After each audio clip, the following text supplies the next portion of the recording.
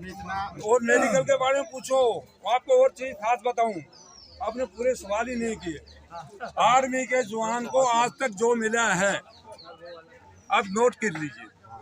आप कहते हैं फौज चुनती, चाहे वो कांग्रेस हो चाहे बीजेपी हो। कितने दिन हो गए? इनका 56वां आज 56वां दिन हो गया सर। कुछ रिजल्ट आया, कुछ निकला रिजल्ट आपका? कुछ नहीं मालूम सर, हम गुमराह हैं, हमें नहीं मालूम हमारे कुछ हो रहा हो। एक न्यूज पढ़ी थी, कोई केंद्र का मंत्री मिला था, बोला मैं वृद्धावस्था पेंशन लागू करवा दूंगा। ये तो मैं 1983 की बात बताता हूँ। 1983 में बोट क्लब पे हमने एक बहुत बड़ा धरना दिया था। उस टाइम पर हमारे धरने से घबराकर सरकार ने एक 1984 में हाई लेवल कमेटी बनाई थी। उस समय के रक्षा राज्य मंत्री थे KP सिंह देव, और पूरे हिंदुस्तान का हर स्टेट में दौरा किया गया था। उन्होंने 84 रिकमेंडेशन दी थी, जिसमें 1 रैंक 1 पेंशन पे DA, उसकी फैमिली की देखभाल, रिसेटलमेंट एक्सरिशमेंट, 84 उन्होंने समाधान समस्याएं बताई थी, उसका समाधान एक भी नहीं हुआ। आपके डेलीगेशन कहाँ से आया है आपकी बार? आप लोग ये पूरे इंडिया, यहाँ झुंझुनू से आया हुआ। झुंझुनू से? हाँ। तो आप लोगों को झुंझुनू के जो पूर्व सैनिक हैं आज यहाँ पे आए हुए हैं। हाँ।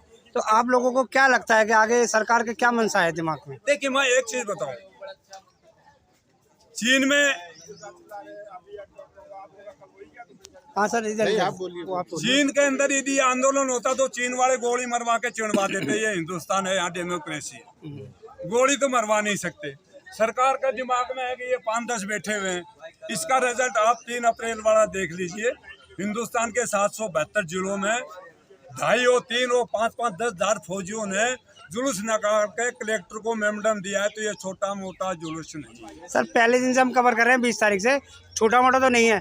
हजारों की तादाद पे आते हैं, लेकिन 20-50 लोगों को अनुमति मिलती है यहाँ पे, बाकी लोग बाहर से चले जाते हैं। छोटा मोटा तो धरना नहीं है ये सरकार भी जानती है।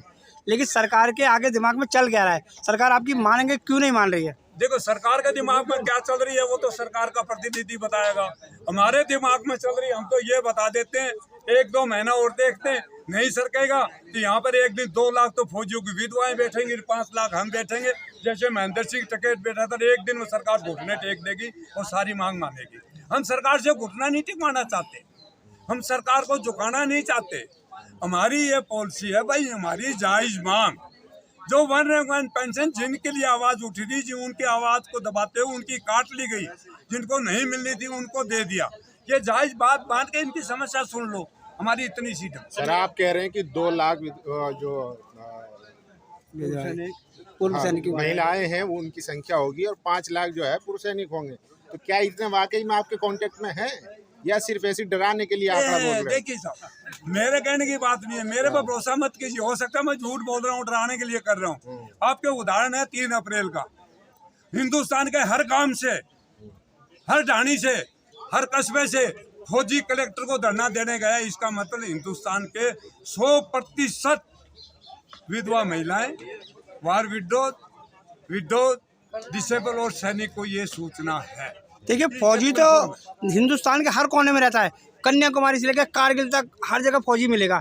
लेकिन हम उनकी संख्या कब देखेंगे कि वो कब अपना एक ताकतवर वो प्रेशर दिखाएगा सरकार को? हम काल दे रहे हैं, थोड़ा अप्रैल जून देख लेते हैं। जुलाई के अंदर फिर हमारे बैठे हैं, राठौर साहब बैठे हैं, हमारे कपिल साहब बैठे हैं, वो नए लड़के हैं। कपिल अच्छा लड़का है, जवान है, वो देंगे। इंडिया आपने कमेटी बना दी, हर स्टेट से 5-5 आदमी एक अध्यक्ष बना दिया, वो सारी कमेटी बैठ के फैसला करेगी, एक आदमी फैसला नहीं करेगा। सर मेरा सवाल ये है कि अभी जब हम सरकार की नीतियों को देखते हैं, अग्निवीर स्कीम आई है जिसमें क्या कर रहे हैं वो सर्विंग पर्सनल्स की भी पेंशन कम कर दे रहे हैं या ख़त्म कर दे रहे हैं। ऐसे में सर आप लोग तो रिटायर हो चुके हैं, तो आपको क्या उम्मीद लगती है कि आप लोगों की जो 1 रैंक 1 पेंशन वाली जो स्कीम है उसको सरकार कितनी सहायता कर पाएगी अपनी तरफ से? सर्विंग पेंशन की कहाँ उन्होंने ये सर अग्निवीर स्कीम जो आई है उसमें 75% को तो हटा देंगे। हाँ, अग्निवीर के अंदर 2 पॉलिसी है। 25% आदमी रेगुलर होंगे, उनको पेंशन मिलेगी, बाकी 75% को तो नहीं मिलेगी। वो जो 75% जो इनको नहीं मिलेगी उनकी तो सर्विस ही 4 साल रखी है। 4 साल वो पैसा बचाने के लिए तो अग्निवीर योजना लाए हैं। ये किसी ने सरकार को गुमराह किया है। को फौजी बन रहे हैं, पर मांग कर रहे हैं, इनको ये फौजियों की पेंशन पर, कैंटीन पर, मेडिकल पर खर्चा होता है, खर्चा बचा लो। अरे आपकी देश की सुरक्षा नहीं रहेगी तो खर्चा कहाँ से बचाओगे? कोई भी राष्ट्र हो उसके लिए अपने देश की सुरक्षा के लिए सैनिक तगड़ा होना चाहिए।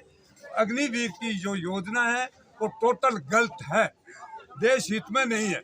आर्मी का एक ऑफिसर एनडीए में पूना के अंदर 4 साल में सोल्जर बनता है, 4 साल की ट्रेनिंग है। आर्मी का एक सोल्जर बनता है 3 साल में, 1 साल फिजिकल ट्रेनिंग लेता है, उसके बाद 2-2 साल उनकी टेक्निकल ट्रेनिंग होती है। सिग्नल कोर के हैं, ईएमई के हैं, आर्मी मेडिकल कोर के हैं, ऑर्डिनेंस के। एक ट्रेन सोल्जर ही 5 साल में जनता है, 4 साल में सैनिक। और 4 साल के वो सैनिक का वो देश के बारे में क्या सोचेगा? उसको तो मालूम है अगले साल मुझे निकाल देंगे, न पेंशन है, न मेडिकल है, न कैंटीन फैसिलिटीज है। ये राष्ट्र के लिए बड़ा घातक होगा, देश के लिए अच्छा नहीं है। सरकार इस पे विचार करे, राष्ट्र के बारे में सोचे। अग्निवीर की योजना ही गलत बनाई है, ये बिल्कुल गलत योजना है। किसने प्लानिंग की है, किसने नहीं दी है, किसने गाइडलाइन दिया है, ये बिल्कुल गुमराह किया। सर जो एक जवान होता है वो अपनी पलटन की इज्जत के लिए लड़ता है, और पलटन की इज्जत के लिए जब वो लड़ता है तो फिर वो भारतीय सेना के लिए ऑटोमेटिकली लड़ता है। हाँ। तो ऐसे में जब वो 4 साल का अग्निवीर आएगा, ना पलटन की इज्जत के बारे में सोचेगा, ना सेना के बारे में सोचेगा, ना देश के बारे में सोचेगा। वो सोल्जर ही 5 साल में बढ़ता है, ट्रेन सोल्जर ही 5 साल में बढ़ता है, 4 साल वाला क्या लड़ेगा? भारतीय नीति में ट्रेन सोल्जर 5 साल में बनता है, एनडीए वाला ऑफिसर 4 साल में बनता है। और 4 साल में बाहर भेज कर क्या सोचेगा देश के बारे में? उसको क्या ट्रेनिंग होगी और फिर उसका फ्यूचर क्या है? उसको राष्ट्र से लगाओ। मैं बॉर्डर पर लड़ता हूँ तो मुझे मालूम है सरकार पीछे मेरी फैमिली को देखेगी, मैं मर जाऊंगा, देखती भी है। स्टेट गवर्नमेंट भी देती है, सेंट्रल गवर्नमेंट भी देती है। उनका तो फ्यूचर कुछ भी नहीं है, वो क्यों लड़ेंगे? वो इसलिए मैंने कहा था वो देश के लिए घातक होगा। तो सर ऐसा तो है नहीं कि ये रातों रात कोई फैसला ले लिया हो, तमाम एक्सपर्ट होंगे, कमेटियां बनी होंगी, तभी तो जाके लिया होगा ना। कमेटी तो एक इतनी बढ़िया एक्सपर्ट बनाई थी, भगत सिंह कोश्यारी ने रिपोर्ट दी थी कि जो आदमी की 35 साल से ज्यादा सर्विस है, 55 से ज्यादा उम्र, उनकी पेंशन नहीं दी जाए, और पेंशन तो सारा धन उनको लुटा दिया। अब ये योजना सरकार को ये भी दी थी भगत सिंह कमेटी ने कि जो कम उम्र में रिटायर्ड होता है, कम उम्र में मेडिकल बोर्ड वाला रजिस्टर, उसको फैमिली विधवा सिपाही, उनकी तो पेंशन ही घटा दी। टेबल पे बैठ कर बात करो, हमारी पेंशन घटा दी है, आपको तो वन पेंशन दे दी है, हमारी तो पेंशन घटा दी है। एक विधवा की पेंशन सिपाही के बराबर होती आई है आज तक। 1952 से लेकर 2014 तक सिपाही की जो पेंशन थी वो विधवा की थी। सिपाही की 17,200 है, विधवा की 9,000 कर दी, रजिस्टर की 9,000 कर दी, जबकि सिपाही के बराबर होनी चाहिए। मेडिकल वाले की 17,000 से ऊपर होनी चाहिए, उनकी तो आपने बताया, ये टेक्निकल तो आपने समझा दिया। हाँ, मैं सवाल ये है कि जो जिसने अग्निपथ जब योजना बनी स्कीम आई तो उसमें एक्सपर्ट तो होंगे ना, सुरक्षा सलाहकार होंगे। ऐसा तो है नहीं रातों रात फैसला लिया गया कि भाई इसको लाओ 4 साल का करेंगे। मोदी जी की बहुत बढ़िया। देखिए जो आप कोई बैठाते हो कमेटी में, एक्सपर्ट बैठाते हो, कई एक्सपर्ट ऐसे होते हैं जो महाभारत के अंदर चाणक्य कहा जाता था, क्या नाम था? विदुर। विदुर कड़वा सत्य बोलता था। आजकल कोई आदमी कड़वा सत्य न बोल के चापलूसी करके गलत रिपोर्ट बनाकर दे देते हैं। आधे से ज्यादा अधिकारी आज के दिन मोदी को पसंद नहीं करते। क्यों नहीं करते? कि मोदी न खाता है न खाने देता है। जिस IAS IPS को खाने का नहीं मिलता, वो अंदर ही अंदर चाहते हैं किसी तरीके से सरकार को फेल कर दो ताकि ये सरकार चली जाए, ये न रहे। लेकिन मेरा विचार है, ये मेरा निजी मैं उसी विचार पे सवाल कर रहा हूँ। गवर्नर है और जम्मू कश्मीर के सत्यपाल मलिक साहब, उन्होंने कहा है कि मोदी जी को करप्शन से कोई मतलब ही नहीं है, उन्हें दिक्कत नहीं होती अगर करप्शन हो रहा है। उन्होंने पुलवामा पे भी सवाल उठाए कि उनको जो है सरकार से पूछा गया था कि अगर उनको जेट दिया जाता तो वो सुरक्षित पहुंच जाते। देखो सवाल उठाने वाले थे एक मुफ्ती मोहम्मद आर, एक वो बेटा फारूक अब्दुल्ला। वो तो आज ही कहेंगे वो शाहरुख, क्या नाम है, इमरान खान को देश का प्रधानमंत्री बना दो।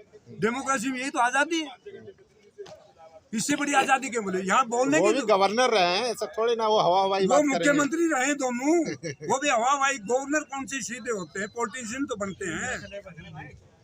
आपके गवर्नर कौन सा गवर्नर सीधा था? इंदिरा गांधी अपोजिशन के गवर्नर को नहीं टिकने देती थी, और ये सरकार के गवर्नर उनको नहीं टिकने देते। ये तो एक प्रक्रिया चली आ रही है। कड़वा सत्य तो यही है। नहीं है। तो ये साजिश है मोदी जी को बदनाम करने मैं साजिश क्यों कहूँ? मैं बताऊँ, आज तो हमारी परिपाटी यही है राजनीति की, जो पावर में होता है। देखते हुए मोदी जी ने जो अग्निवीर की जो योजना बनाई बहुत बढ़िया बनाई। जैसा कि पूरे विश्व में देख रहे हैं कि सब अब जगह ये तो अब यही युद्ध आजादी हो है, रहे मेरा हैं। विरोधी था ये, ऐसे हम ही बोल रहे हैं, हम लोगों को ये डेमोक्रेसी अपनी सेना को मजबूत करने के लिए ऐसे एक वीरों की जरूरत है, ऐसे नवयुवकों की जरूरत है